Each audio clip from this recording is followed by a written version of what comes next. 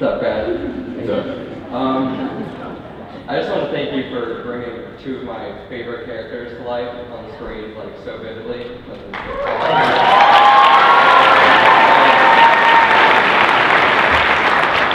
I've never gotten attached to a character as quickly as Oakland, though. I gotta say, I was feeling pretty bad about that towards the end of the season. But, which you guys think has the more badass warrior attire? The badass warrior what? Attire? Like attire? Like what you wore for your fight, like Rock would wear in battle? I don't know. For me, like, part of the whole Game of Thrones experience continues to be surreal because I get to sit next to Richard Madden, actually. Like, we missed each other in seasons, so I was already a fan. And my sister, like, well, she does know, but she's freaking out right now because I'm on a panel with Richard Madden. So I admired his look. I thought that he was our hero, man. And I'm not really answering your question. Just trying to embarrass Richard Madden. He is working. I think your outfit was pretty cool for fight-wise. It's because our fighting styles are different, I suppose. So yours worked better for you, and you were quicker and faster, whereas mine was kind of slower and just lugging a massive sword. Yeah. I think it has wins. And also, it would smell half as bad as mine. Mine had lived for 3 seasons and it never got washed, so it was there's a reason why it's kept in a glass box. Thanks, guys. Thanks. Was there ever a point when you guys were filming that you just like sat back and like, whoa, this is way bigger than what I thought I was going to be in? First time I saw the throne room, I was like, whoa, because I'm never supposed to be in there, and it was on set. To have a look, and it looks massive on TV, but in real life it is humongous. It was just like, wow, this is massive. Yeah, it was cool. I had the same experience as the throne room. I got to be in there. Did you ever sit in the throne? Yeah. It's not very comfortable. It's very uncomfortable, actually. I can never do it. I never allowed myself. Not in character. I always kind of felt like I should never sit on it, so I never did. And look where it got you.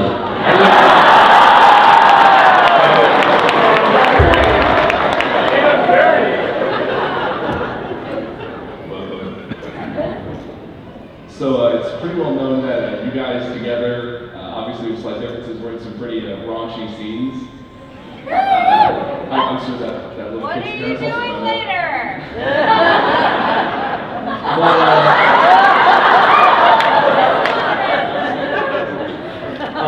What was it like trying to kind of get into character and kind of trying to tuck away the smiles during those scenes? Like, how uncomfortable was that? Did you do yours? I kept my smile.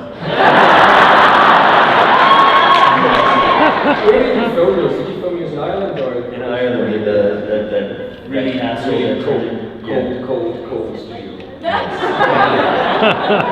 the brothel, what is it? It's Peter Baelish's brothel, isn't it? Yes. Yeah. In the Red Keep. It was a castle. It was like an hour outside of Belfast. Oh really? And it was a castle that turned into apartments or something. Oh yeah. Do you know what I'm talking about? But it was kind of chilly. And it's funny because after about the first 10 minutes of total awkwardness when everyone's like, oh, the actors are naked on set, after that everyone just kind of forgets it was about their job. So you're just a bit of a prop standing there completely naked. People forget you're naked, you're going to talk to people, or it's supposed to be like closed set. And I remember I was doing a scene with Unad, and they'd kind of forgotten to come in and give us blankets. So we just had to hug each other to like... So we started hugging, waiting for blankets. The blankets came in and say, okay, we're going to walk. It's supposed to be a closed set, so not lots of people around all the monitors. And I came round, and there was about 40 people by the monitor. Having lunch, someone had brought in their puppy, and they're all chatting. And our scenes just on repeat, and you're going, oh God. I was with a group of naked people, so I wasn't alone. It made it easier, I think. Less attention on me. And I kept my pants on, so more naked. No, that was really good. Yeah. Hi. Now that you're sadly no longer on the show, do you still enjoy Game of Thrones as a viewer? Yeah, absolutely. I had 2 episodes after the one that I died, and I'm anticipating seeing my daughters in season 5.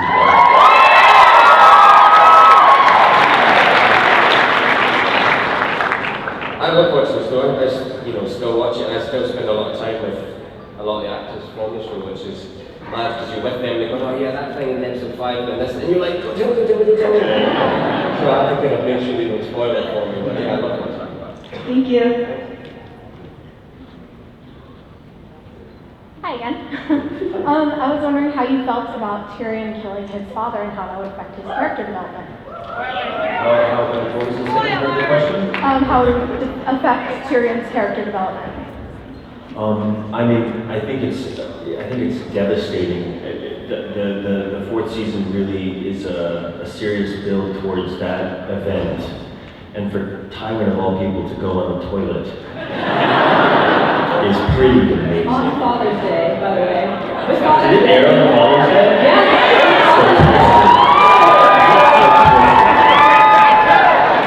So twisted. And I think that despite something that is amazing about the storytelling on the show is that no one is just a villain, and the relationship isn't just hate. It's still a son killing his father, and that's probably something that I imagine will sort of haunt him, for the rest of his journey. And he's forever changed, and I wait in anticipation for what's to come as far as the storyline is concerned. Thank you. This question is for Richard. How does it feel playing Prince Charming?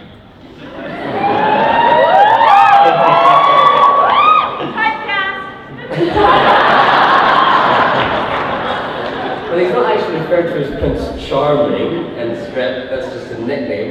I wish I could tell you more about it, but I can't because Disney snipers would take me out. But there's a glass slipper and there's a pumpkin, you get the idea. It I had a great time shooting it. I'm looking forward to seeing it. And it was nice to not be in a field in the mud and the cold talking about war. It was kind of nice to kind of be in a warm palace at points and kind of enclosed that weren't filthy. So it was a different experience, but yeah, I loved it. I hope you enjoy it. I'm seeing it next week for the first time, so fingers crossed it's good.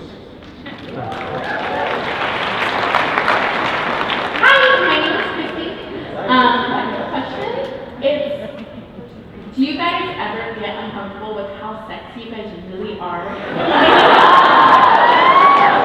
Seems like a challenge. My mother's in the audience.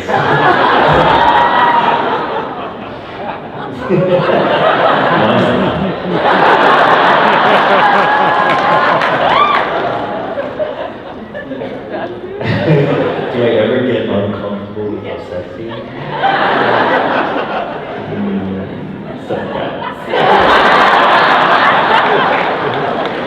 I'll just say thank you.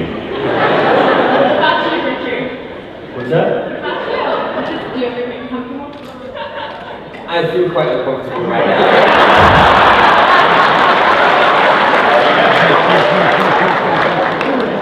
Take a sip of the beer. Hello. Hi. This is for Richard. Sorry, Pedro. I know we've been BFFs this weekend, but We got to talk yesterday. yes. When you first started on the show, was there any point when the cast kind of all looked to each other and was like, this is something magical? Did you ever anticipate, crowds like this, and Pedro just went to San Diego, crowds like that would come out? I know there was love for the books, but I never anticipated it, and actually we were just talking about this before I came in. When I first went to San Diego Comic Con and got there, and I'd not really caught up with it in my head. I knew, I didn't get to see so much of it. There's, parts of the kingdom I didn't see, bits that weren't, I never got to see filming or actors didn't get to meet. And for me, I didn't go down to Croatia and stuff. So all of the time I'm just in Northern Ireland shooting a television show. So the scale of it didn't come into my head until I was standing backstage at Hall H at Comic Con that first year, and I could hear everyone outside, and that's when I was like, oh boy. And I had to kind of put my head between my knees for a minute and just and take deep breaths. I was like, wow, this is massive. I thought it would be like a really great like cult hit because the writing was so good and the concept was so great. I had no idea it was going to be as big as this. So there wasn't any kind of on set like going, wow. And even, it was funny, even going into season 2 or 3, you kind of constantly feel like, oh, this could be it finished. People might not like it after this season, or it might be rubbish. So it was never like, yeah, we're in Game of Thrones and everything's great. It's always like, we've got to do it right. And, all these people who read the books owned the characters before we did. So it was constantly kind of trying to do that justice rather than kind of any congratulatory feeling on ourselves. Thank you. When you guys found out, like, you were gonna die, did you know in advance about other actors' deaths? And when you didn't like them, you're like, yeah, like, oh, you're gonna die this way. Not usually. But I know of a big death next year. And that's all I can say.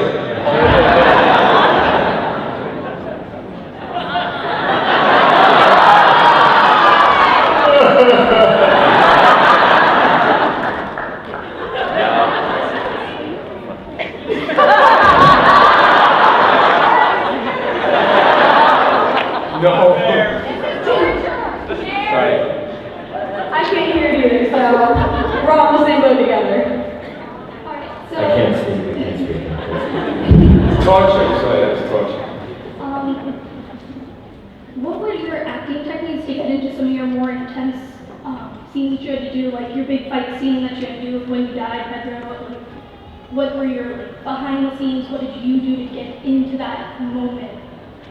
That's a really good question. I did, on the practical side of things, they put me in training with a master of Wuxi, and I got to learn the basics of that style of fighting, and there were really extensive fight rehearsals, so as far as the fight was concerned, so much of it was occupied by that sort of physical challenge. And then more important was the emotional catharsis that the character arrives to in avenging his sister's death.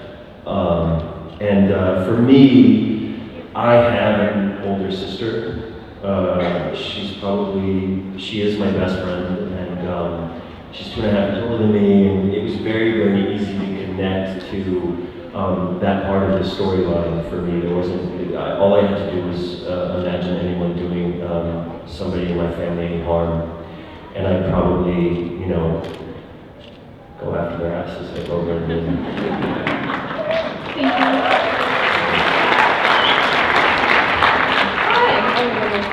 So how did you see yourself in relation to your characters? Like, in what sense could you relate to them? I think there's parallels for me with Rob Stark being, a young man, and I was just like a young actor just starting out in season 1, and you kind of in bits and bobs, and then as the season went on, he kind of got a bit more responsibility going on, and I started to get more, more scenes where I was driving them and more drama. So I kind of always felt a bit of a parallel there between Rob and me being an actor, starting out and trying to do something, and then suddenly having to kind of be leading scenes and working on it. So I always felt a parallel with him there. Okay. And hopefully my career will tie up one day. Thank you. Hi, Natalie. Who was your favorite character to do a scene with? Both of you. And why? I wouldn't want to leave anybody out. It's interesting, and I mean it. You often get asked, like, who do you want on the throne? Who's your favorite character? Who would you want to play if it wasn't you? And it's such a hard question to answer because, as you guys all know, there are so many characters on the show, and there are so many wonderful characters that it's really, really hard to choose. Acting with Peter Dinklage was an absolute creative high for me. That can't be matched. Strolling through the gardens with Lena Headey, in Croatia, and was doing scenes with Charles Dance, stepping to him. stuff like that. So I couldn't choose one over the other. I really couldn't. I'd always choose Captain Scott, Michelle Fairley. What an actress, right? She was just always so outstanding to work with, and we became really good friends. And when we got on set, we had such good trust together that we could just act and be honest and play these scenes out. And you know, every day working with Michelle was a joy, even if we were kind of up to our knees in mud in a field in Ireland. I got to have some really good drama with her, so she was my favourite. Thank you for bringing such good characters to the show. Thank you. Cheers. Thank you. What up, Comic-Con? I had a couple SoCos this morning, not gonna lie. So, in all seriousness, this is for both of you stud muffins, okay? What is your favorite cocktail, and when can I get you one? I don't know. You got a beer? You got a beer? Been there, done that. I'm easy. Some whiskey on the line. Oh, whiskey. I'm down for that. You got it. Come to kill her. No tequila. Thank you, guys. Hello. I'm a librarian, so I wanted to ask you if you had read the books before auditioning for the show, and what do you think of the relationship between the books and the TV shows, and if you think that promotes reading? I think so. I hadn't read the books before auditioning. I was just a fan of the show. I started looking at the books after I got the part, and now I come at the opportunity that once now that it's over for me, and it was sort of like a brief experience, I get to continue enriching my experience by reading the books and starting from the beginning.